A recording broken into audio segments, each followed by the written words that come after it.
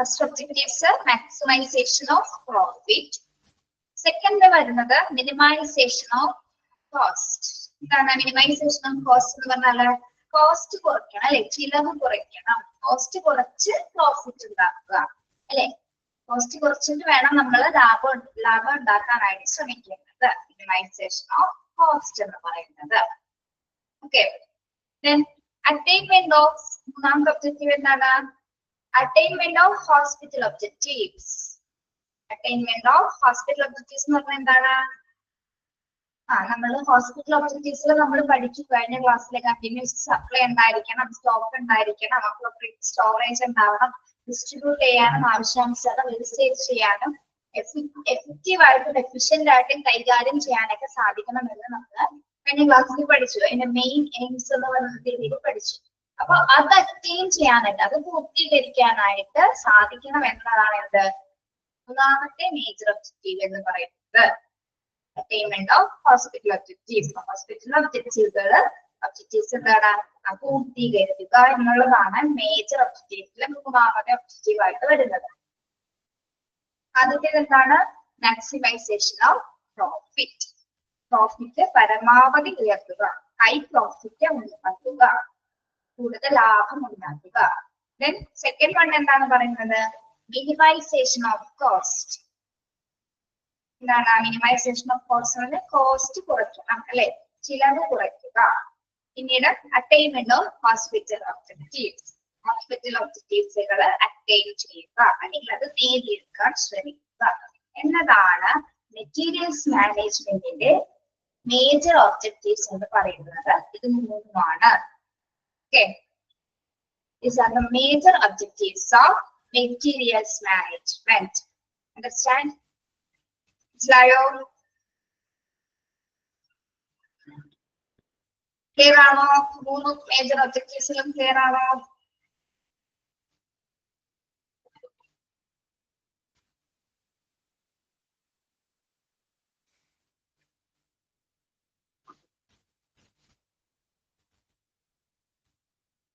Okay,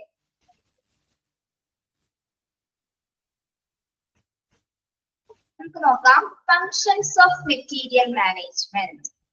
functions of materials management. എന്തൊക്കെ functions ആണ് material മാനേജ്മെന്റുമായി വരുന്നത്? എന്തൊക്കെ പ്രവർത്തനങ്ങളാണ്? ഓക്കെ, ഒന്നാമത്തേത് materials planning and budgeting, purchasing, receiving and inspection, stocking and distribution, inventory control, cost reduction, value analysis, disposal. Okay, അതിലെ ഓരോ ഫങ്ഷൻസും എന്തൊക്കെയാണെന്ന് നമുക്ക് നോക്കാം. ഫങ്ഷൻസ് ഓഫ് മെറ്റീരിയൽസ് മാനേജ്മെന്റിലെ ഫസ്റ്റ് ഫങ്ഷൻ എന്ന് പറയുന്നത് മെറ്റീരിയൽസ് പ്ലാനിങ് ആൻഡ് ബഡ്ജറ്റിംഗ്. എന്താണ് മെറ്റീരിയൽസ് പ്ലാനിങ് ആൻഡ് ബഡ്ജറ്റിംഗ് എന്ന് പറയുന്നത്?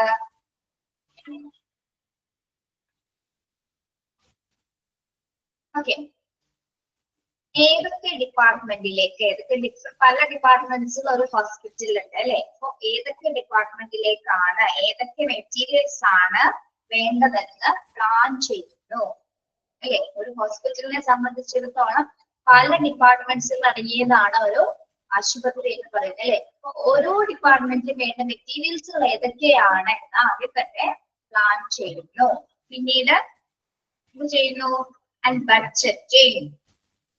അതിനാവശ്യമായിട്ടുള്ള ഫണ്ട് ബഡ്ജറ്റ് ചെയ്യുന്നത് അല്ലെ. അതിനാവശ്യം എത്രത്തോളം ചിലവ് വരുന്നു എന്നുള്ള കാര്യം കൂടി അവിടെ കൃത്യമായിട്ട് പ്ലാൻ ചെയ്യുന്നു. അതാണ് ആദ്യത്തെ ഫംഗ്ഷൻ എന്ന് പറയുന്നത്.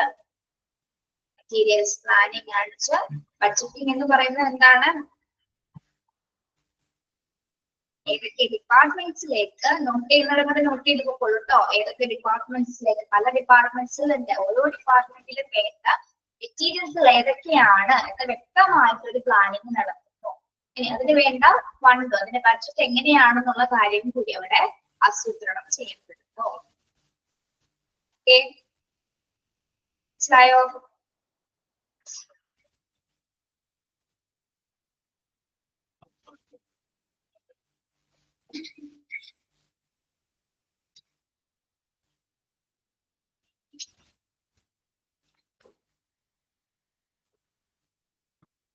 മനസ്സിലായോ? ക്ലിയർ ആണോ? First function materials planning and budgeting.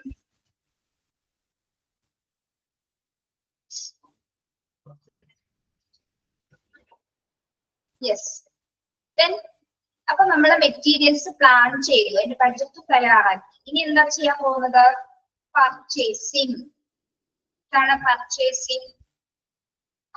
Materials purchase ചെയ്യണം. നമ്മൾ എന്തൊക്കെ പ്ലാൻ ചെയ്തിട്ടുള്ള മെറ്റീരിയൽസ് കംപ്ലീറ്റ് ആയിട്ട് നമ്മൾ വാങ്ങിക്കണം അല്ലെ, അത് വാങ്ങിച്ചു പർച്ചേസിങ് ചെയ്തു നമ്മൾ. ഓക്കെ, ആ ഒരു ഫംഗ്ഷൻ ആണ് സെക്കൻഡ് ടൈമിൽ നമ്മൾ നടക്കുന്നത്. അതിനുശേഷം പർച്ചേസ് ചെയ്ത് സാധനങ്ങൾ വാങ്ങിച്ചതിന് ശേഷം പിന്നീട് വരുന്നൊരു ഫംഗ്ഷൻ എന്ന് പറഞ്ഞാൽ എന്താണ്? പിന്നീടുള്ള പ്രവർത്തനം എന്താണ്? Receiving and inspection, stocking and distribution. Receiving and inspection, stocking and distribution. സാധനം പർച്ചേസ് ചെയ്ത് കഴിഞ്ഞു, മെറ്റീരിയൽസ് പർച്ചേസ് ചെയ്ത് കഴിഞ്ഞു. ഇനിയുള്ള സ്റ്റെപ്പ് എന്ന് പറഞ്ഞാൽ എന്താ? വാങ്ങിച്ച സാധനം നമ്മൾ എന്ത് ചെയ്യുന്നു? റിസീവ് ചെയ്തതിനു ശേഷം നമ്മൾ അതിനെ ഇൻസ്പെക്ഷൻ ചെയ്യുന്നു. ഇൻസ്പെക്ഷൻ ചെയ്യാന്ന് പറഞ്ഞാൽ എന്താ ചെയ്യുന്നത്? നമ്മൾ വാങ്ങിച്ച മെറ്റീരിയൽസ് കൃത്യമായി ഉണ്ടോ എന്ന് ചെക്ക് ചെയ്യും അല്ലെ. ഇൻസ്പെക്ട് ചെയ്ത് വാങ്ങിച്ച മെറ്റീരിയൽസുകൾ അതിന്റെ ക്വാണ്ടിറ്റി ഒക്കെ കൃത്യമാണോ, ഇതിന്റെ അളവിൽ അത് കൃത്യമായിട്ടുണ്ടോ എന്ന് നമ്മൾ കൃത്യമായിട്ട് ചെക്ക് ചെയ്യും. പിന്നെന്താണ്? ചെക്ക് ചെയ്തതിനു ശേഷം അത് സ്റ്റോക്ക് ചെയ്യുന്നു. ആവശ്യാനുസരണം നമ്മൾ എന്ത് ചെയ്യുന്നു? അത് ഡിസ്ട്രിബ്യൂട്ട് ചെയ്യുന്നു, അല്ലെങ്കിൽ അത് വിതരണം ചെയ്യുന്നു. ഓക്കെ, ഒരു മെറ്റീരിയൽസ് പ്ലാൻ ചെയ്തു, അതിന്റെ കൃത്യമായിട്ടുള്ള ബഡ്ജറ്റിംഗ് തയ്യാറാക്കി, പർച്ചേസ് ചെയ്തു, സാധനങ്ങൾ റിസീവ് ചെയ്തു. റിസീവ് ചെയ്ത സാധനങ്ങൾ എന്തെങ്കിലും തരത്തിൽ അതിന്റെ ക്വാണ്ടിറ്റിക്കോ ക്വാളിറ്റിക്കോ എന്തെങ്കിലും തരത്തിലുള്ള ബുദ്ധിമുട്ടുകൾ ഉണ്ടോ എന്ന് നമ്മൾ അനലൈസ് ചെയ്യും, ചെക്ക് ചെയ്ത് നോക്കും അല്ലെ. ഇൻസ്പെക്ട് ചെയ്യാന്ന് പറഞ്ഞാൽ എന്താണ്? അതിനെന്തെങ്കിലും തെറ്റുകുറ്റങ്ങൾ ഉണ്ടോ എന്നെങ്കിലും നമ്മൾ പറഞ്ഞ എണ്ണം കൃത്യമായിട്ടുണ്ടോ എന്ന് നോക്കും. ഇല്ലെങ്കിൽ അത് റിപ്പോർട്ട് ചെയ്യേണ്ടതാണ് അല്ലെ. അതിനുശേഷം എക്സ്പെക്ട് ചെയ്തതിനു ശേഷം നമ്മൾ ആ സാധനങ്ങൾ എന്ത് ചെയ്യും? സ്റ്റോക്ക് ചെയ്തു അല്ലെ. സ്റ്റോക്ക് ചെയ്യും. അതിനുശേഷം ആവശ്യാനുസരണം ഏതൊക്കെ ഡിപ്പാർട്ട്മെന്റിലേക്കാണ് ഓരോ മെറ്റീരിയൽസ് ആവശ്യമായി വരുന്നത്, ആ ഡിപ്പാർട്ട്മെന്റിലേക്ക് എന്ത് ചെയ്യുന്നു? ഡിസ്ട്രിബ്യൂട്ട് ചെയ്യുന്നു, അത് വിതരണം ചെയ്യപ്പെടുന്നു. ഓക്കെ, മനസ്സിലായോ? റിസീവിംഗ് ആൻഡ് ഇൻസ്പെക്ഷൻ എന്ന ഭാഗം.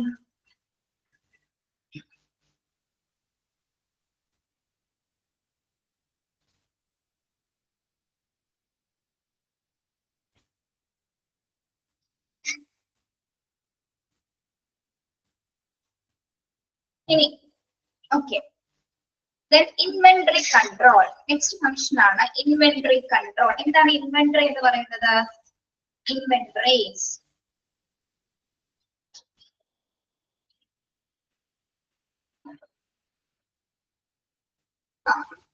ഓവർ സ്റ്റോക്കിംഗ് കൺട്രോൾ ചെയ്യുക, അല്ലെങ്കിൽ എന്താ പറയാ, സ്റ്റോക്ക് ചെയ്ത സാധനങ്ങളുടെ ആ ഒരു വിവര പട്ടിക ഉണ്ടാകും. ഏതൊക്കെ സാധനങ്ങളാണ് വാങ്ങിച്ചിരിക്കുന്നത്, അത് ഏതൊക്കെ സെക്ഷനിലാണുള്ളത് എന്നതുമായി ബന്ധപ്പെട്ട ഒരു ഇൻവെന്ററി ഉണ്ടായിരിക്കും.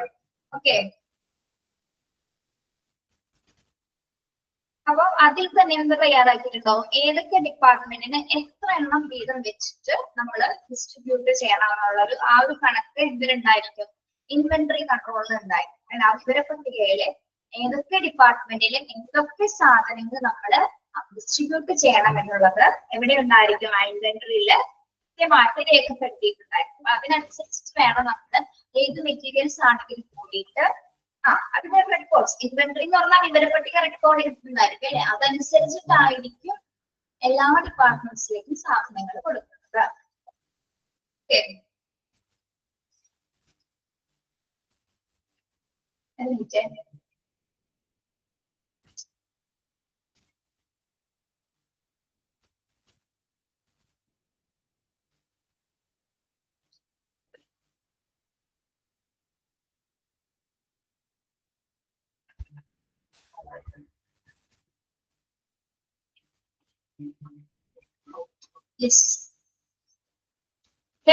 അടുത്ത ഫംഗ്ഷൻ ആണ് എന്ത്? Cost reduction. കോസ്റ്റ് റിഡക്ഷൻ എങ്ങനെ നമുക്ക് കോസ്റ്റ് റിഡക്ഷൻ ചെയ്യാൻ സാധിക്കും? ചിലവ് കുറയ്ക്കുക. എങ്ങനെ ചിലവ് കുറയ്ക്കാൻ പറ്റും? അപ്പൊ ഓരോ ഡിപ്പാർട്ട്മെന്റിന് ആവശ്യമായിട്ടുള്ള സാധനങ്ങൾ നമ്മൾ പറഞ്ഞു അല്ലെ. അപ്പൊ അത് എന്താണ്, എങ്ങനെ എടുക്കണം, അത് എങ്ങനെ പർച്ചേസ് ചെയ്യണം?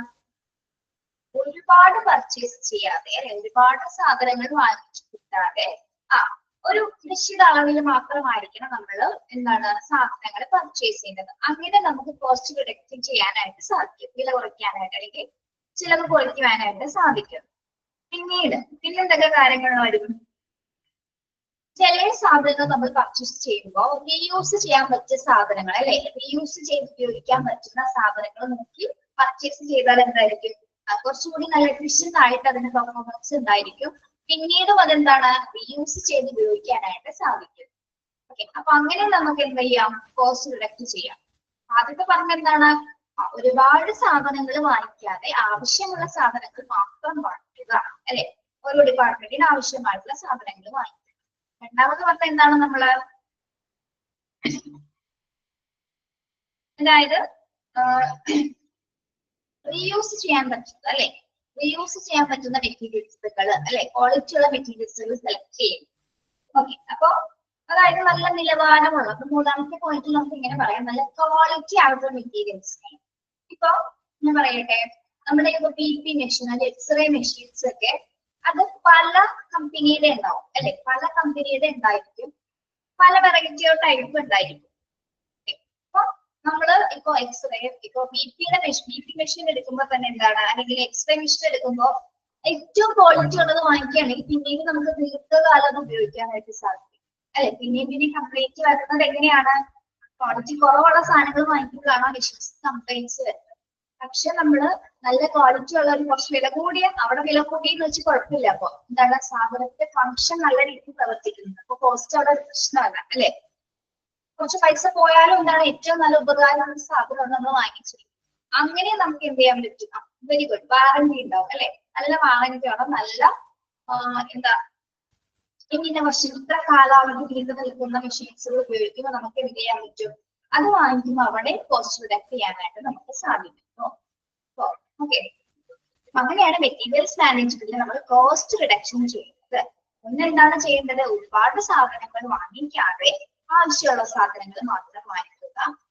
സെക്കൻഡ് വൺ എന്താണ്, റീയൂസ് ചെയ്യാൻ പറ്റുന്ന മെറ്റീരിയൽസുകൾ ഉപയോഗിക്കുക, വാങ്ങിക്കുക. പിന്നെന്താണ്, ക്വാളിറ്റി ഉള്ള മെഷീൻസോ എക്യുപ്മെന്റ്സോ വാങ്ങിക്കുകയാണെങ്കിൽ നമുക്ക് അവിടെയും എന്താണ്, അവിടെ കോസ്റ്റ് റിഡക്ട് ചെയ്യാനായിട്ട് സാധിക്കുന്നു. മനസ്സിലായോ? ക്ലിയർ ആണോ?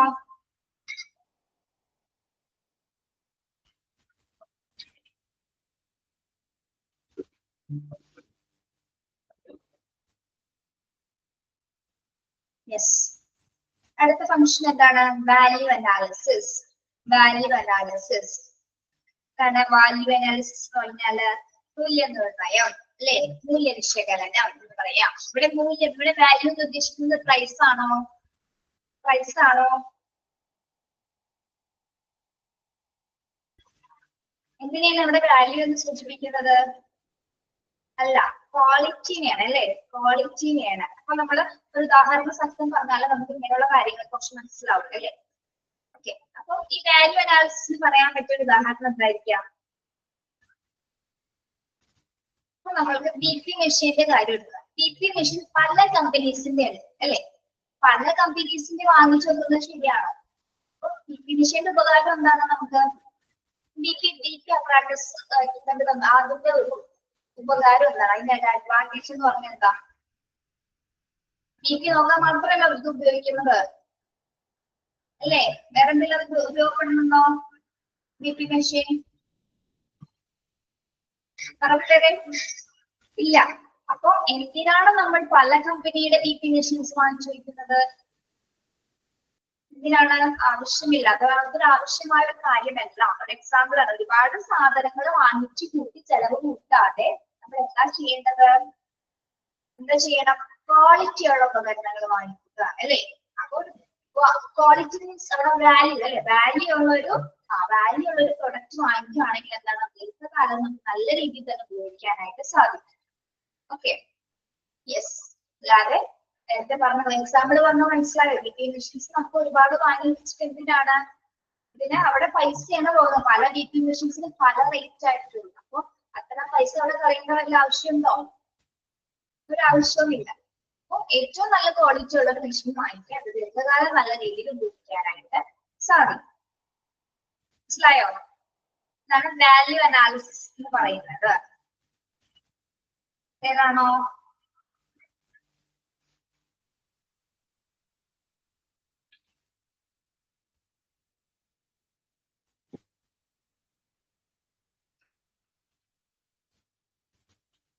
യെസ്.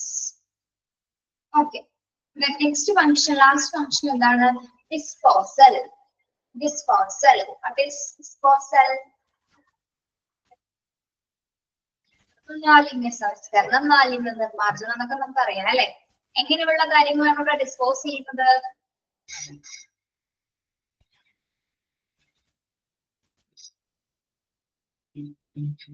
മെറ്റീരിയൽസിന്റെ കാര്യത്തിൽ നമ്മൾ എങ്ങനെയുള്ള സാധനങ്ങളാണ് ഡിസ്പോസ് ചെയ്യുന്നത്?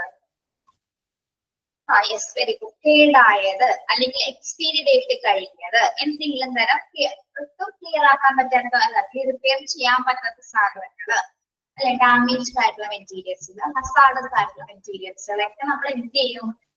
നിർമ്മാർജ്ജനം ചെയ്യണമെങ്കിൽ ഡിസ്പോസ് ചെയ്യും. പ്രോപ്പർ ആയിട്ടുള്ള ഒരു മാനറിൽ നമ്മൾ എന്ത് ചെയ്യുന്നത്? ഡിസ്പോസ് ചെയ്യുന്നത്. ഓരോ മെറ്റീരിയൽസും കളയേണ്ടതായിട്ടുള്ള രീതികൾ നമ്മൾ പഠിച്ചിട്ടുണ്ട് അല്ലെ? വേസ്റ്റ് മാനേജ്മെന്റ് എങ്ങനെ ചെയ്യണമെന്ന് നമ്മൾ പഠിച്ചിട്ടുണ്ട്. അപ്പൊ എന്തിന്റെ കാര്യത്തിലാണെങ്കിലും എന്താണ്, ഇനി ഇവിടെ നിന്നാണ് നമ്മൾ റീയൂസബിൾ ആയിട്ടുള്ള കാര്യങ്ങൾ സെലക്ട് ചെയ്യുന്നത് അല്ലെ?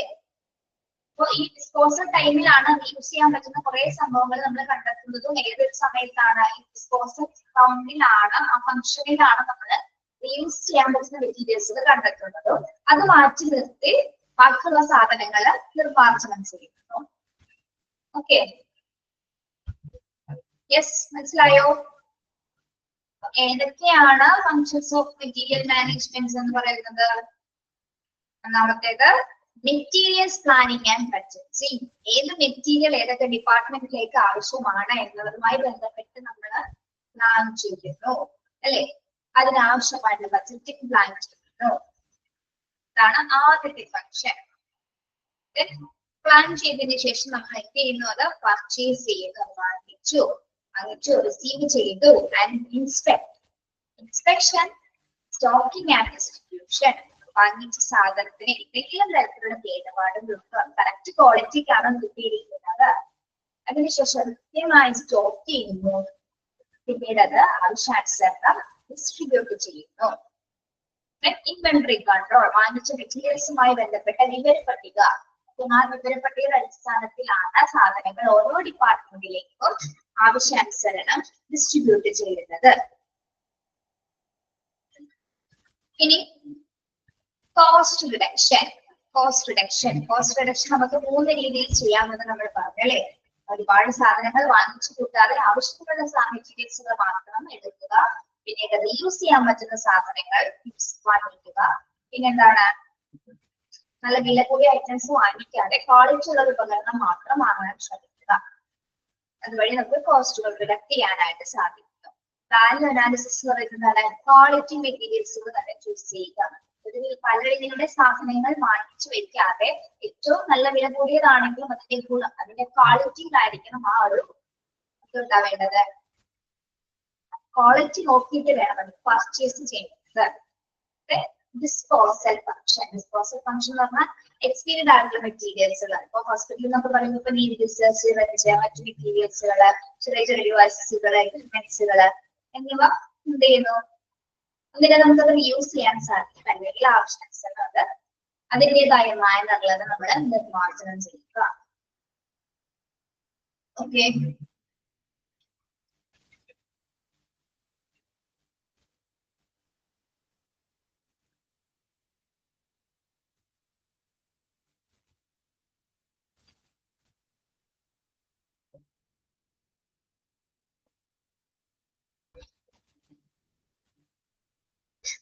യെസ്.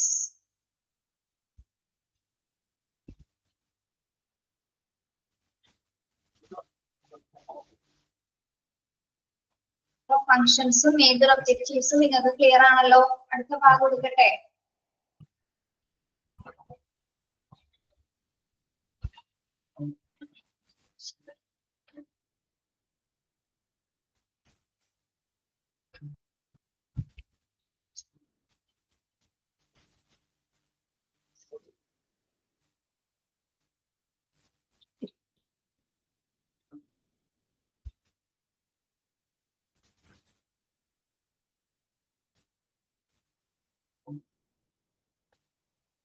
ഓക്കെ, നെക്സ്റ്റ് വരുന്നത് different types of materials in hospitals.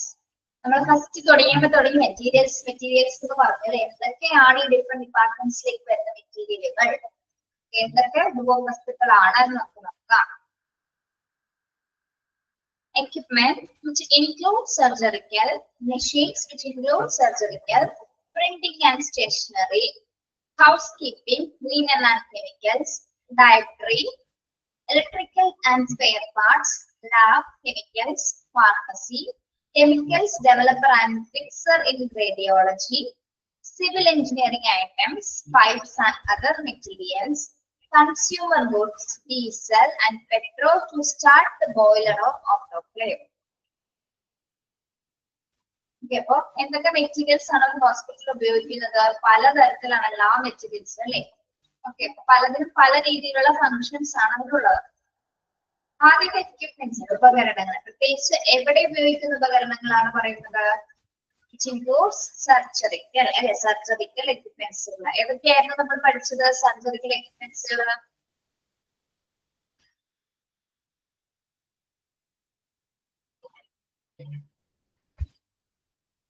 സർജറിക്ക് ആവശ്യമായിട്ടുള്ള എക്യുപ്മെന്റ് ഉപകരണം.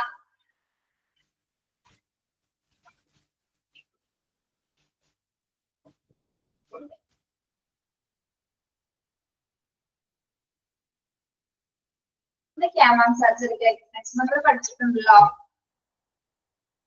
ഞാൻ ചോദിക്കേ,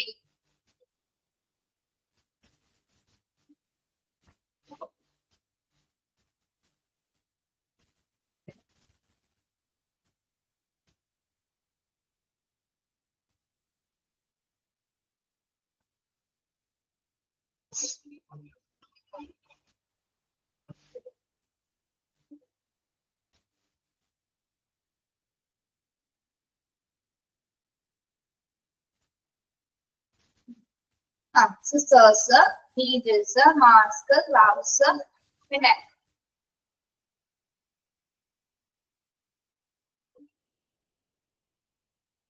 ഓക്കെ, ഇതൊക്കെ ജനറൽ ആയിട്ട് ഉപയോഗിക്കുന്ന കുറച്ച് കാര്യങ്ങൾ അല്ലേ, അതൊക്കെ മെറ്റീരിയൽസുകൾ തന്നെയാണ്. ഇനി നമ്മൾ അതുപോലെ തന്നെ ഡ്യൂറിംഗ് സർജറിക്ക് ഉപയോഗിക്കുന്ന മെറ്റീരിയൽസുകളുണ്ട് അല്ലേ? അതൊക്കെയാണ് കട്ടിംഗ് ടൂൾസുകള്, കട്ടിംഗ് എക്യുപ്മെന്റ്സുകള്,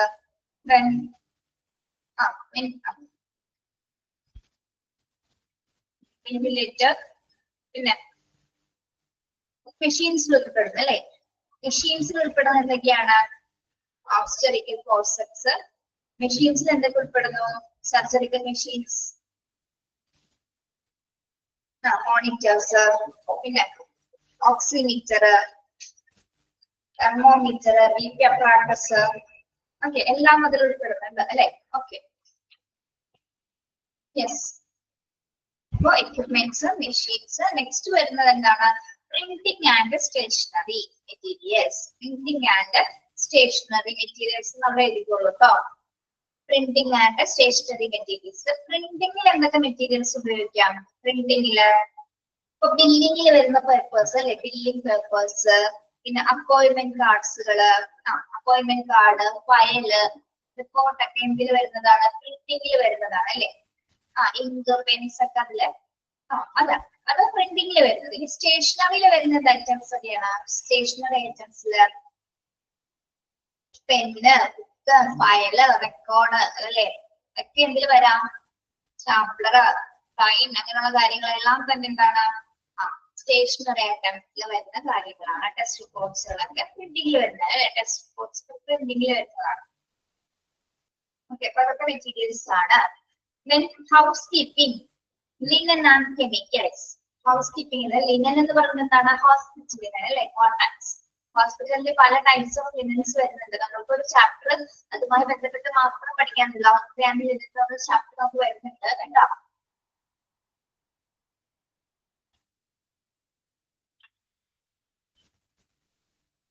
യെസ്. പിന്നെ കെമിക്കൽസ് എന്ന് പറയുമ്പോൾ എന്തൊക്കെയാണ്? ഹൗസ് കീപ്പിംഗുമായി ബന്ധപ്പെട്ട് വരുന്നത് ലോഷൻസ് വരാം, ലിക്വിഡ്സ് വരാം, അതുമായി ബന്ധപ്പെട്ട് വരുന്ന ബ്രഷസ് അല്ലെ, ബ്രഷ്, മറ്റ് ഡിറ്റർജൻസുകള്, ലോഷൻസ്, ലിക്വിഡുകള്, ടോയ്ലറ്റ് ക്ലീനേഴ്സ്, പലതരത്തിലുള്ള മാറ്റ്സ്, അങ്ങനെ ഹൗസ് കീപ്പിങ്ങിന് വേണ്ട വരുന്ന എല്ലാ ബെഡ്ഷീറ്റ്സ്, ഡെറ്റോൾ. ബെഡ്ഷീറ്റ്സ് ഒക്കെ വരുന്നത് ഏതിലാണ്? ലിനനിലാണ് വരുന്നത്. ലിനനിലാണ് sheets, cotton sheets, bedsheets, curtains, മറ്റ് പിന്നെ hospital curtains, screen colours, table ഷീറ്റുകളൊക്കെ വരുന്നത്, പില്ലോ കവേഴ്സ്, ഇതൊക്കെ വരുന്ന എന്തിലാണ്? ലിനൻ കാറ്റഗറിയിലാണ്. കെമിക്കൽസിലാണ് ഡിസിൻഫിക്കന്റ് ആയിട്ടുള്ള ഏജൻസികൾ എല്ലാം വരുന്നത്, എല്ലാ ലിക്വിഡ്സുകളും കെമിക്കൽസ് ഒക്കെ വരുന്നത്. ഓക്കെ, ഇനി ഡയറ്ററിയിൽ ഏതൊക്കെയാണ് ഉൾപ്പെടുന്നത്? ഡയറ്ററിയില് ക്യാൻറ്റീനുമായി ബന്ധപ്പെട്ട് വരുന്ന കാര്യങ്ങൾ അല്ലെ, ക്യാൻറ്റീനുമായി ബന്ധപ്പെട്ട ഭക്ഷണശാലയുമായി ബന്ധപ്പെട്ട് വരുന്ന എല്ലാ മെറ്റീരിയൽസും അതിൽ ഉൾപ്പെടുന്നത്. ഡയറ്ററി ആയിട്ട് നമുക്ക് എന്തൊക്കെ പറയാൻ പറ്റും? ഇതൊക്കെ മെറ്റീരിയൽസ് വരുന്നു. ഫുഡ് ഐറ്റംസ് വരുന്നു. ഫുഡ് ഐറ്റംസ് മാത്രമാണോ? ഫുഡ് ഐറ്റംസ് ഉണ്ടാക്കാനുള്ള മെറ്റീരിയൽസ് വേണ്ടേ?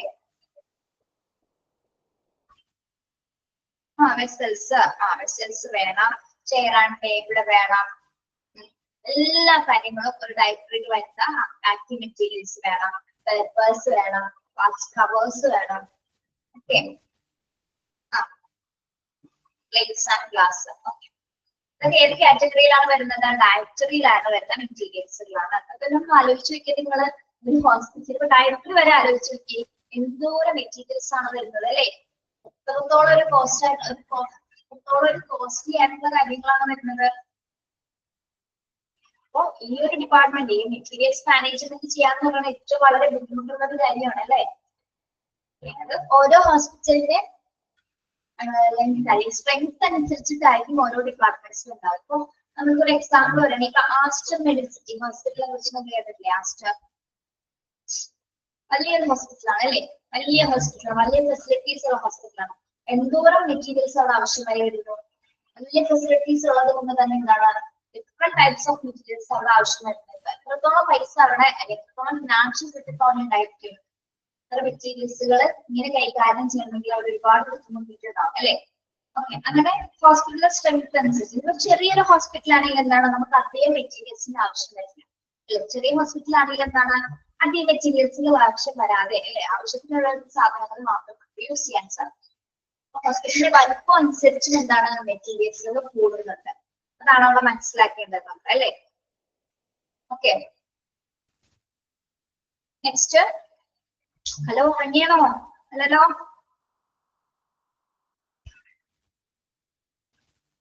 ഓക്കെ, ഇനി ഇലക്ട്രിക്കൽ സ്പെയർ പാർട്സ്.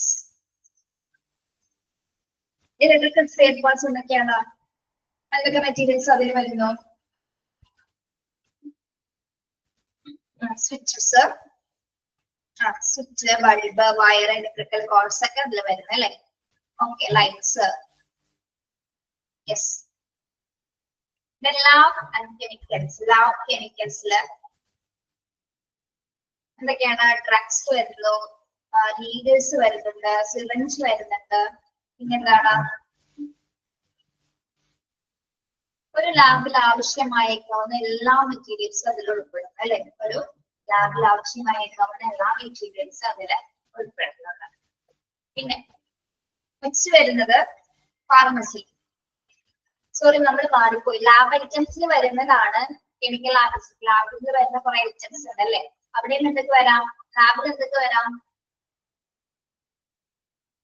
ലാബിൽ എന്തെല്ലാം വരാം? ലാബ് മെറ്റീരിയൽസിൽ എന്തൊക്കെയാണ്? നോട്ട് ചെയ്തെടുക്കുന്നുണ്ടോ നിങ്ങൾ പറയുന്നത്? ടെസ്റ്റ് ട്യൂബുകൾ ഉണ്ടായിരിക്കാം അല്ലെ? ടെസ്റ്റ് ട്യൂബുകൾ ഉണ്ടായിരിക്കാം. പിന്നെ എന്താണ്? മൈക്രോസ്കോപ്പ് ഉണ്ടാകാം, മൈക്രോസ്കോപ്പ്. പിന്നെ ബേക്കേഴ്സ്, വാച്ച് ഗ്ലാസ് ഉണ്ടാകാം. പിന്നെ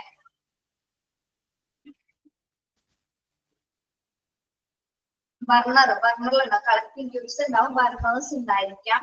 പിന്നെ കൂളേഴ്സ് ഉണ്ടാവും, ഇൻക്യുബേറ്റേഴ്സ് ഉണ്ടാവും, റിയേജൻസ് ഉണ്ടാവാം, ഇൻക്യുബേറ്റേഴ്സ് ഉണ്ടാവാം.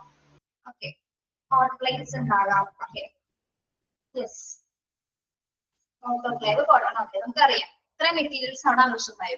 ഫാർമസിയിൽ എന്തൊക്കെയാണ്? നമ്മൾ നേരത്തെ പറഞ്ഞ പോലെ ഡ്രഗ്സ്, ആർക്കും പറഞ്ഞപ്പോ ഫാർമസിയിലാണ് ഡ്രഗ്സ് വരുന്നത്, നീഡിൽസ്, സിറിഞ്ച്, ഇതെല്ലാം തന്നെ എന്താണ് ഫാർമസിയിൽ ഉൾപ്പെടുന്നതാണ്. Okay. Chemicals developer and fixer in radiology. എന്താണ് chemicals developer and fixer in radiology? അതായത് നമ്മുടെ റേഡിയോളജി ഡിപ്പാർട്ട്മെന്റ് പ്രവർത്തിക്കുന്ന കുറച്ച് ഉപകരണങ്ങളില് എന്താവശ്യമായിട്ട് വരാം? കെമിക്കൽസ് യൂസ് ചെയ്യേണ്ടി വരാം അല്ലെ? കെമിക്കൽസ് യൂസ് ചെയ്യേണ്ട ചില റേഡിയോളജി ഡിപ്പാർട്ട്മെന്റ്സ് ചില ഉപകരണങ്ങളുണ്ട്. അപ്പൊ അവിടത്തേക്ക് ആവശ്യമായിട്ടുള്ള കെമിക്കൽസ് മെറ്റീരിയൽസോ നമ്മൾക്ക് ഡിഫറെന്റ് മെറ്റീരിയൽസ് ടൈപ്സിൽ ഉൾപ്പെടുത്താവുന്നതാണ്. ഓക്കെ, മനസ്സിലായോ? അതായത് റേഡിയോളജി ഡിപ്പാർട്ട്മെന്റ് യൂസ് ചെയ്യുന്ന കുറച്ച് ചില ഉപകരണങ്ങളിൽ ചില കെമിക്കൽസ് ഉപയോഗിക്കുന്നുണ്ടാവും. അപ്പൊ അതും എന്താണ് നമ്മൾ പർച്ചേസ് ചെയ്യുന്ന വിധത്തിൽ അവർ ചെയ്യേണ്ടതാണ്. ഓക്കെ. പിന്നീട് civil engineering items, pipes and other materials. Civil engineering items എന്ന് പറയുമ്പോൾ നമ്മൾ എന്തിനാണ് ഇവിടെ പറയുന്നത്? ആവശ്യമുണ്ട്. എന്തുകൊണ്ടാണ് അങ്ങനെ പറയുന്നത്? ഇപ്പൊ ഒരു പുതിയ ബിൽഡിങ്സ് ഹോസ്പിറ്റലിനോടനുബന്ധിച്ച് ഒരു പുതിയ ബിൽഡിംഗ് പണിയുന്നു എന്നുണ്ടെങ്കിൽ നമുക്ക് എന്താ ആവശ്യമായി വരുന്നു? അതിന് വേണ്ട സാധനങ്ങൾ എല്ലാം തന്നെ ആവശ്യമായി വരുന്നു അല്ലെ? പൈപ്സ്, അതർ മെറ്റീരിയലുകളെല്ലാം തന്നെ ആവശ്യമായി വരുന്നു. ഇതാണ് സിവിൽ എഞ്ചിനീയറിംഗ് ഐറ്റംസ് ഉദ്ദേശിക്കുന്നത്. ഇപ്പൊ ഹോസ്പിറ്റലിന് അനുബന്ധിച്ച് ഒരു കെട്ടിടം പണിയാന്ന് വിചാരിക്കാം, അല്ലെങ്കിൽ പുതിയ ലാബ് എടുക്കുന്നു, അല്ലെങ്കിൽ പുതിയ എന്തെങ്കിലും ഒരു സെക്ഷൻ അല്ലെങ്കിൽ ഏതൊരു ഡിപ്പാർട്ട്മെന്റ് വരുന്നു. അപ്പൊ അതുമായി ബന്ധപ്പെട്ട് എന്താണ് മുൻകൂട്ടി പർച്ചേസ് ചെയ്യും, അതിനാവശ്യമായിട്ടുള്ള സാധനങ്ങൾ കൂടി പർച്ചേസ് ചെയ്യുന്നു. ഓക്കെ, യെസ്, അതാണ് അതിന്റെ കാറ്റഗറിയിൽ വരുന്നതാണ് പൈപ്സ് ആൻഡ് അതർ മെറ്റീരിയൽസ്. ആ കെട്ടിട നിർമ്മാണത്തിന് ആവശ്യമായിട്ടുള്ള എല്ലാ വസ്തുക്കളും എന്തിൽ ഉൾപ്പെടുന്നു? സിവിൽ എഞ്ചിനീയറിംഗ് ഐറ്റംസിൽ ഉൾപ്പെടുന്നു. ഓക്കെ, മനസ്സിലായോ?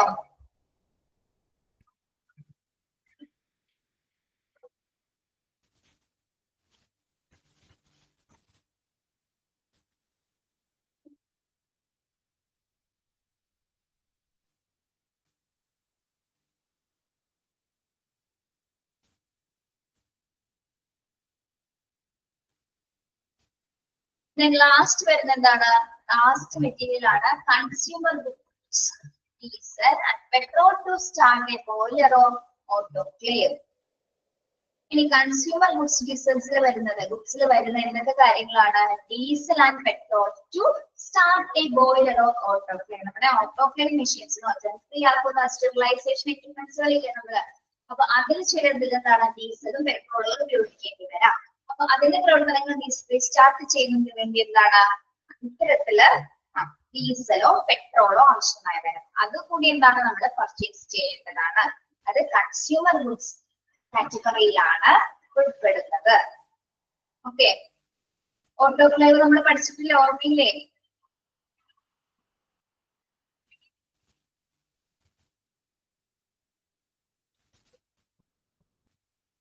ബോയിലർ എന്ന് പറയുന്നത് ഏത് സാധനമാണ്? കാണാൻ പറ്റുന്നുണ്ടോ?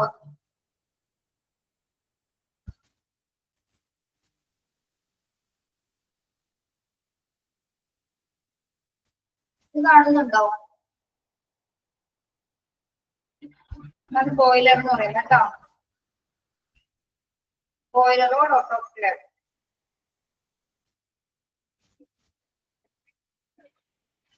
യെസ്,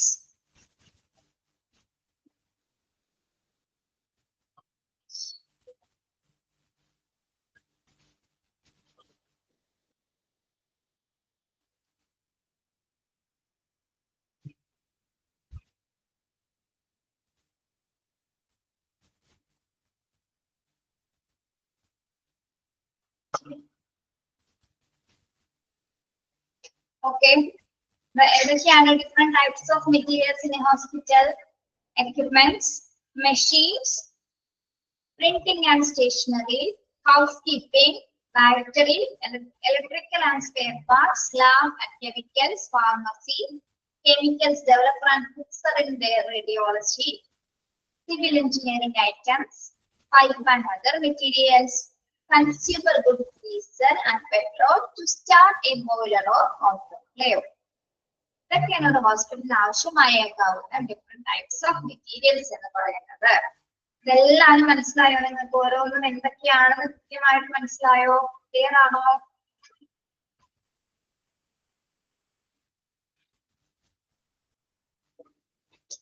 ഓക്കെ, കുറച്ച് സ്പീഡിൽ ഇനി പോകട്ടോ, നമ്മുടെ പോർഷൻസ് സ്പീഡിൽ അല്ലെങ്കിൽ അതിൽ പോവാണ് കേട്ടോ. അടുത്ത ഭാഗം കൂടി എടുക്കുകയാണ് ടീച്ചർ, ഇതും കൂടി നോക്കാം. Integrated Materials Management, IMM, Integrated Materials Management.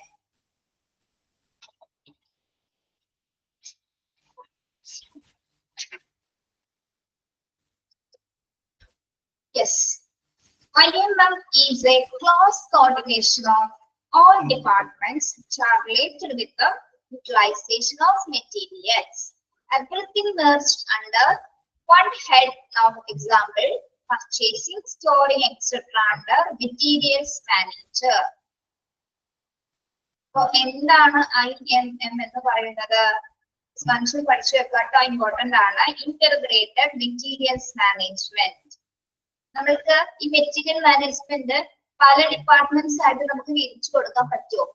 ഇല്ല അല്ലെ, അത് വളരെ ബുദ്ധിമുട്ടായ ഒരു കാര്യമാണ്. അപ്പൊ ഒരു ഡിപ്പാർട്ട്മെന്റിന്റെ കീഴിൽ തന്നെ എല്ലാ പരിപാടികളും എന്താണ് കുറച്ചുകൂടി നമുക്കത് എളുപ്പമായിട്ട് അത് ഹാൻഡിൽ ചെയ്യാൻ പറ്റും. അങ്ങനെ ചെയ്യാൻ വേണ്ടിയിട്ട് ഒരു കോർഡിനേഷൻ, ക്ലോസ് കോർഡിനേഷൻ ചെയ്യാനായിട്ട് എല്ലാ മെറ്റീരിയൽസുമായി ബന്ധപ്പെട്ട്, അതായത് എല്ലാ മെറ്റീരിയൽസിന്റെയും ഉപയോഗവുമായി ബന്ധപ്പെട്ട് എല്ലാ ഡിപ്പാർട്ട്മെന്റിനെയും ഏകോപിപ്പിക്കുന്ന അല്ലെങ്കിൽ കോർഡിനേറ്റ് ചെയ്യുന്ന ഒരു സമീപനമാണിത് IMM അഥവാ ഇന്റർഗ്രേറ്റഡ് മെറ്റീരിയൽസ് മാനേജ്മെന്റ്. ഇതാണ് മെറ്റീരിയൽസിന്റെ ഉപയോഗവുമായി ബന്ധപ്പെട്ട് എല്ലാ ഡിപ്പാർട്ട്മെന്റിനെയും ഏകോപിപ്പിക്കുന്ന ഒന്നാണ്, ഒരു സമീപനമാണ്, ഒരു അപ്രോച്ചാണ്, ഒരു ഡിപ്പാർട്ട്മെന്റ് ആണിത് IMM എന്ന് പറയുന്നത്. ഓക്കെ, മനസ്സിലായോ എന്താണ് IMM എന്ന്? IMM is a close coordination of all departments which are related with the utilization of materials. Okay, അവിടെ വരെ മനസ്സിലായോ എന്താണ് IMM എന്ന്? മനസ്സിലായോ?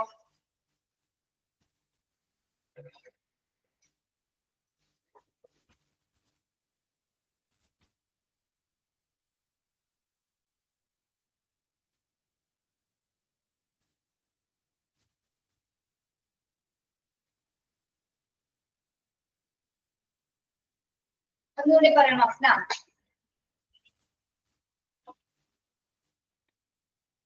ഞാൻ പറഞ്ഞില്ലേ, നമ്മള് ഒരു ഹോസ്പിറ്റലിൽ ഒരുപാട് ഡിപ്പാർട്ട്മെന്റ് ഉണ്ട്. അതിന് ഓരോ ഡിപ്പാർട്ട്മെന്റിന്റെ കാര്യം ഓരോരുത്തർ ചെയ്യാൻ പറഞ്ഞാൽ ഭയങ്കര ബുദ്ധിമുട്ടാണ്, പ്രത്യേകിച്ച് മെറ്റീരിയൽസ് മാനേജ് ചെയ്യാന്നുള്ളത്. അപ്പൊ ഇതിന്റെ എല്ലാത്തിന്റെയും പ്രവർത്തനം, എല്ലാ ഡിപ്പാർട്ട്മെന്റിന്റെയും പ്രവർത്തനങ്ങള്, എല്ലാ മെറ്റീരിയൽസിന്റെയും ഉപയോഗവുമായി ബന്ധപ്പെട്ട് എല്ലാ ഡിപ്പാർട്ട്മെന്റും കൂടി കോർഡിനേറ്റ് ചെയ്യുന്ന അല്ലെങ്കിൽ ഏകോപിപ്പിക്കുന്ന, ഒരുമിച്ച് കൂട്ടുന്ന ഒരു സമീപനത്തെയാണ് നമ്മള് ഇന്റർഗ്രേറ്റഡ് മെറ്റീരിയൽസ് മാനേജ്മെന്റ് എന്ന് പറയുന്നത്, അഥവാ IMM എന്ന് പറയുന്നത്. മനസ്സിലായോ?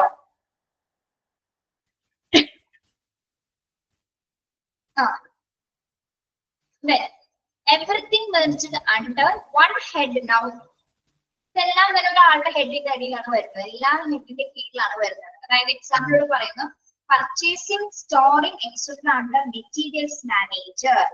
അതായത് ഒരു മെറ്റീരിയൽ മാനേജർ ഉണ്ടായിരുന്നു, ഈ IMM-ന്റെ കീഴിലായിട്ട് ഒരു മെറ്റീരിയൽ മാനേജർ, അദ്ദേഹമാണ് എല്ലാ കാര്യങ്ങളും കോർഡിനേറ്റ് ചെയ്യുന്നത്. അതായത് മെറ്റീരിയൽസ് മാനേജറുടെ കീഴിലായിരിക്കും എല്ലാ കാര്യങ്ങളും ലയിപ്പിക്കുന്നത്. ഇവിടെ നമ്മൾ പറഞ്ഞിട്ടുള്ളത് എവറിത്തിങ് മെർജ്ഡ് അണ്ടർ, കണ്ടോ, everything merged under one head. ഇവിടെ വൺ ഹെഡ് എന്ന് ഉദ്ദേശിക്കുന്ന ആരാണ്? മെറ്റീരിയൽ മാനേജറെയാണ് അല്ലെ. മെറ്റീരിയൽ മാനേജർ ആയിരിക്കും എല്ലാ ഡിപ്പാർട്ട്മെന്റിന്റെയും പ്രവർത്തനങ്ങൾ, എല്ലാ മെറ്റീരിയൽസിന്റെയും പ്രവർത്തനങ്ങൾ ഏകോപിപ്പിക്കുന്നത് അല്ലെങ്കിൽ മെർജ് ചെയ്യുന്നത്. ഓക്കെ, അപ്പൊ ഓരോ ഡിപ്പാർട്ട്മെന്റിലേക്കും ആവശ്യമായിട്ടുള്ള സാധനങ്ങൾ ഓരോരുത്തർക്കും സെപ്പറേറ്റഡ് ആയിട്ട് വാങ്ങാതെ, ഓരോ ഡിപ്പാർട്ട്മെന്റിനും ഓരോന്ന് വാങ്ങിക്കുക എന്നുള്ളത് വളരെ ബുദ്ധിമുട്ടുള്ള കാര്യമാണ് അല്ലെ. അതിന് പകരം എന്താണ്, എല്ലാം ഒരുമിച്ച് വാങ്ങിയതിനു ശേഷം അത് സ്റ്റോർ ചെയ്ത് വെക്കുന്നു, റിസീവ് ചെയ്യുന്നു, ആവശ്യാനുസരണം അത് എന്ത് ചെയ്യുന്നു, ഡിസ്ട്രിബ്യൂട്ട് ചെയ്യുന്നു. അതാണ് ഇതിന്റെ ഡ്യൂട്ടി എന്ന് പറയുന്നത് ഇന്റർഗ്രേറ്റഡ് മെറ്റീരിയൽസ് മാനേജ്മെന്റ് അഥവാ IMM-ന്റെ ഡ്യൂട്ടി എന്ന് പറയുന്നത്. മനസ്സിലായോ? അതായത് മെറ്റീരിയൽ മാനേജർ ആയിരിക്കും ഇതിന്റെ കീഴിൽ പ്രവർത്തിക്കുന്നത്. അദ്ദേഹമാണ് എല്ലാ ഡിപ്പാർട്ട്മെന്റിലേക്കും ആവശ്യമുള്ള സാധനങ്ങൾ വാങ്ങിച്ചു വെക്കുന്നത്, സ്റ്റോർ ചെയ്യുന്നു, അതായത് ഓരോന്നിനും സെപ്പറേറ്റഡ് ആയിട്ടുള്ള സാധനങ്ങൾ വേണം അല്ലെ. ഇപ്പൊ റേഡിയോളജിക്ക് വേണ്ടത് വേറെ സാധനങ്ങളാണ്, ദെൻ ഓങ്കോളജി ഡിപ്പാർട്ട്മെന്റിൽ വേറെ സാധനങ്ങൾ, പീഡിയാട്രിക്സിന് വേറെ സാധനങ്ങളാണ്, എല്ലാവർക്കും ഡിഫറെന്റ് ആണ്. അപ്പൊ ഓരോന്നും ഓരോ ഡിപ്പാർട്ട്മെന്റും വാങ്ങാതെ ഇതെല്ലാം കൂടി ഒരുമിച്ച് വാങ്ങിയിട്ട് അത് സ്റ്റോർ ചെയ്ത് റിസീവ് ചെയ്ത് ഓരോരുത്തർക്കും ഡിസ്ട്രിബ്യൂട്ട് ചെയ്യുന്ന ഡ്യൂട്ടിയാണ് IMM ചെയ്യുന്നത്. അതുകൊണ്ട് തന്നെയാണ് അതിനെ ഇന്റർഗ്രേറ്റഡ് മെറ്റീരിയൽ മാനേജ്മെന്റ് എന്ന് പറയുന്നത്. ഇന്റർഗ്രേറ്റ് ചെയ്യാന്ന് പറഞ്ഞ എന്താ? ഇന്റർഗ്രേറ്റ് ചെയ്യാന്ന് പറഞ്ഞ എന്താ? ഏകോപിപ്പിക്കുക അല്ലെ. പല ഡിപ്പാർട്ട്മെന്റിലെയും കൂടി ഏകോപിപ്പിക്കുന്ന ഒരു പ്രവർത്തനമാണ് IMM എന്ന് പറയുന്നത്. മനസ്സിലായോ പിള്ളേരെ?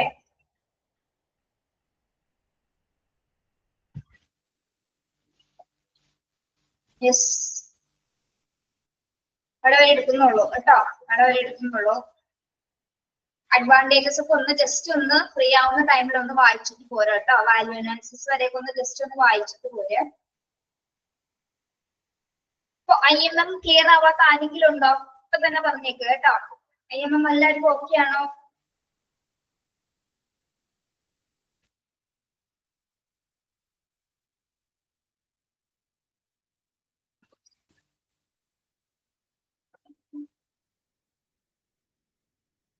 Okay, yes.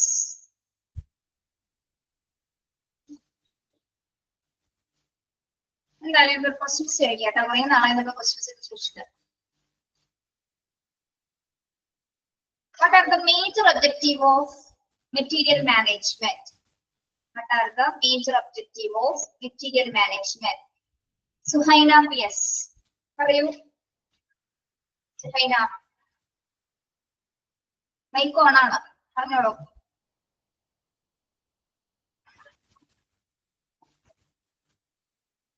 മൈക്ക് ഓൺ അല്ലേ?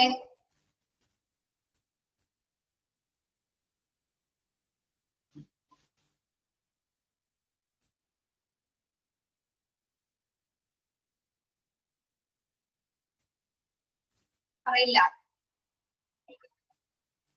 ഓൺ ആണല്ലോ, നോക്കിയേ. ഓൺ അല്ലേ? പറഞ്ഞു നോക്കിയേ. ഹലോ,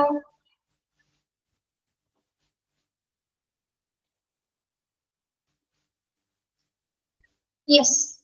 ജിത്തു പറഞ്ഞേ. ജിത്തു PJ. പേരെന്ത് കാണുന്നതാണല്ലോ നമ്മൾ വിളിക്കുന്നത്. ആൺകുട്ടിയാണോ പെൺകുട്ടിയാണോ എന്ന് അറിയില്ല. മേജർ ഒബ്ജക്റ്റീവ്സ് ഏതൊക്കെയായിരുന്നു മെറ്റീരിയൽ മാനേജ്മെന്റിന്റെ? Maximization of profit, minimization of cost, attain hospital objectives. Okay, Jithu PJ. പേരെന്താണോ? Jidu PJ തന്നെ, ജിതു തന്നെ. ജിത്തു എന്നാണ്. Yes, okay, very good. Then what are the functions of major materials management? ഓരോന്നായിട്ട് ഓരോരുത്തർ പറയൂ. എക്സ്പ്ലനേഷൻ വേണം കേട്ടോ, എക്സ്പ്ലെയിൻ ചെയ്ത് പറയണം. ഞാൻ പറഞ്ഞു തന്നല്ലേ functions of material management. First function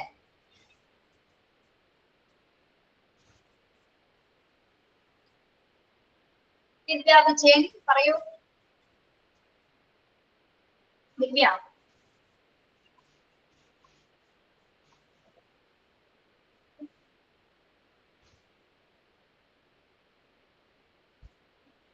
ശ്രുതി അരവിന്ദ്. ശ്രുതി. ഫാത്തിമ ഷാജി. ഫാത്തിമ. ഫാത്തിമ പറയൂ. First one materials planning and budgeting. നമുക്ക് ആവശ്യമുള്ള മെറ്റീരിയൽസ് പ്ലാൻ ചെയ്തിട്ട് അതിന് ബഡ്ജറ്റ് ഇടുക. ദെൻ പർച്ചേസിങ്, ആവശ്യമുള്ള സാധനങ്ങൾ പർച്ചേസ് ചെയ്യുക. Then receiving and inspection, stocking and distribution. നമ്മൾ പർച്ചേസ് ചെയ്ത സാധനങ്ങൾ ചെക്ക് ചെയ്യുക, എന്നിട്ട് അത് ഡിസ്ട്രിബ്യൂട്ട് ചെയ്യുക. ദെൻ ഇൻവെന്ററി കൺട്രോൾ, നമ്മൾ പർച്ചേസ് ചെയ്ത സാധനങ്ങളുടെ വിവരപ്പട്ടിക അത് നോക്കുക. Then cost reduction. Cost reduction എന്ന് വെച്ചാൽ ആവശ്യത്തിനുള്ള സാധനങ്ങൾ മാത്രം മേടിക്കുക, റീയൂസ് ചെയ്യാൻ പറ്റുന്നതും നല്ല ക്വാളിറ്റി ഉള്ളതുമായ സാധനങ്ങൾ വാങ്ങുക. Then value analysis. നമ്മൾ പർച്ചേസ് ചെയ്യുന്ന സാധനങ്ങൾ നല്ല വാല്യൂ ഉള്ളതായിരിക്കണം, നല്ല ക്വാളിറ്റി ഉള്ളതായിരിക്കണം. ദെൻ ഡിസ്പോസല്, എക്സ്പയർ ആയിട്ടുള്ളത്, ഡാമേജ്ഡ് ആയിട്ടുള്ള വസ്തുക്കളൊക്കെ പ്രോപ്പറായിട്ട് ഡിസ്പോസ് ചെയ്യുന്നതാണ്. Okay, very good, Fatma. Thank you. And what are the different types of materials in hospitals? Chithu തന്നെ പറയൂ. ചിതു ചിതു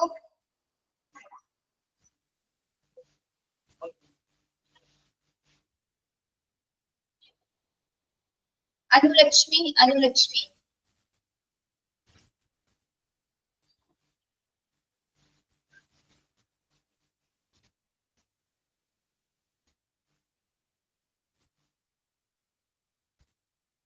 രോഹിണി കൃഷ്ണൻ രോഹിണി രോഹിണി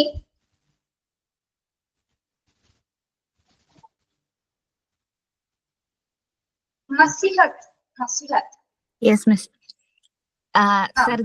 Surgical equipments വേണം, ലൈക്ക് മാസ്ക്, സിസേഴ്സ്, ഫോർസെപ്സ്, പിന്നെ surgical machines, ventilators, oximeter, BP apparatus, printing and stationery, papers, appointment cards, files, pencils. Next one housekeeping ആണ്. അതിൽ bedsheets വരും, detergents, mats. Next one ഡയറ്ററിയിൽ വരുന്നതാണ് vessels, chairs, tables, food materials, plate, glass. Next one electrical and spare parts. അതിൽ lights, fans, ACs, wires, etcetera. പിന്നെ lab കെമിക്കൽസിൽ വരുന്നതാണ് test tubes, microscopes, beakers, watch glasses, burners. Next one ഫാർമസിയിൽ വരുന്നതാണ് drugs, needles, syringes, etcetera. Next one chemicals, developers and fixed in radiology. ചില radiology മെഷീൻസിൽ chemicals use ചെയ്യും, അങ്ങനത്തെ chemicals. Next one civil engineering items, pipes and other materials. Buildings നമ്മൾ create ചെയ്യുമ്പോൾ അതിനാവശ്യമുള്ള മെറ്റീരിയൽസ്. Next one, consumer goods, diesels and petrol to start a boiler or autoclave. Autoclaves ന് ആവശ്യമുള്ള materials. Okay, very good. Thank you. എടാ പോലെ integrated materials management അത് കൂടി ഒന്ന് പറയാവോ? അറിയാവുന്ന പോലെ പറയാം കേട്ടോ. ഇന്റഗ്രേറ്റഡ് മെറ്റീരിയൽ മാനേജ്മെന്റ് എന്ന് പറഞ്ഞാൽ അത് എല്ലാം ഒരു ഹെഡിന്റെ കീഴിൽ വരുന്ന തിങ്സ് ആണ്. അതിന്റെ എക്സാമ്പിൾ ആയിട്ട് വരുന്നതാണ് പർച്ചേസിങ്ങും സ്റ്റോറിങ്. എല്ലാ കാര്യവും ഒരു ഹെഡിന്റെ കീഴിൽ വരുന്നതായിരിക്കും. ആരാണ് ഹെഡ്? ആരാണ് മെറ്റീരിയൽസ്? താഴെ കൊടുത്തിട്ടുണ്ട് നോക്കൂ. മെറ്റീരിയൽസ് മാനേജർ അല്ലേ? Materials manager. Okay, very good. നന്നായിട്ട് പറഞ്ഞു കേട്ടോ. Thank you miss. പേരൊന്നും പറയോ? മസിഹത്ത്. എന്താണോ അതിന്റെ മീനിങ്? എന്താണോ അറിവ് തേടുന്നവൾ. അറിവ് തേടുന്നവൾ. ഓക്കെ, അപ്പൊ നിങ്ങൾക്ക് കൃത്യമായ ഒരു അറിവ് തന്നു കേട്ടോ. നല്ല രീതിയിൽ പറഞ്ഞു. Thank you miss. നല്ലൊരു പേര്. ഞാൻ ആദ്യമായിട്ട് കേൾക്കാം ഇങ്ങനെ ഒരു പേര്. Okay, thank you. ഇനി സംശയം ഉണ്ടായിരുന്നേക്കും?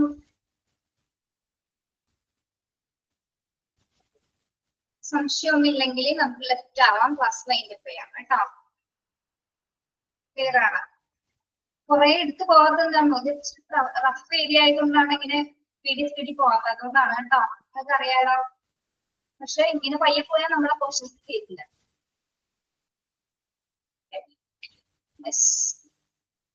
Thank you so much. Left ആയിക്കോളൂ കേട്ടോ.